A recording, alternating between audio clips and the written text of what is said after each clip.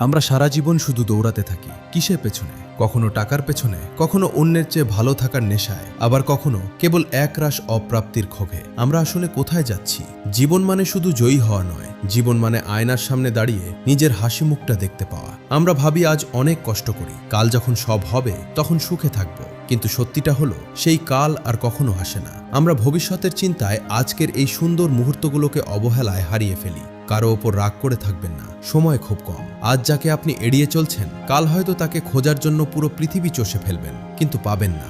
জীবন আমাদের শেখায় জিনিসপত্র ব্যবহার করার জন্য আর মানুষকে ভালোবাসার জন্য, কিন্তু আফসোস আমরা মানুষকে ব্যবহার করি আর জিনিসপত্রকে ভালোবাসি। ব্যর্থতা মানেই শেষ নয়, প্রতিটি হার আমাদের নতুন কিছু শেখায়। ভাঙা কাচের মতো নিজেকে চুরমার হতে দেবেন না। মনে রাখবেন, মাটির নিচে চাপা পড়া বীজটা কিন্তু শেষ হয়ে যায় না, সেখান থেকেই একদিন বিশাল এক বৃক্ষ জন্ম নেয়। আপনার কষ্টগুলো আপনার শক্তির উৎস হয়ে উঠবে একদিন। তাই বলছি, অভিযোগ কমান, কৃতজ্ঞতা বাড়ান, নিজেকে সময় দিন, নিজের স্বপ্নগুলোকে আগলে রাখুন।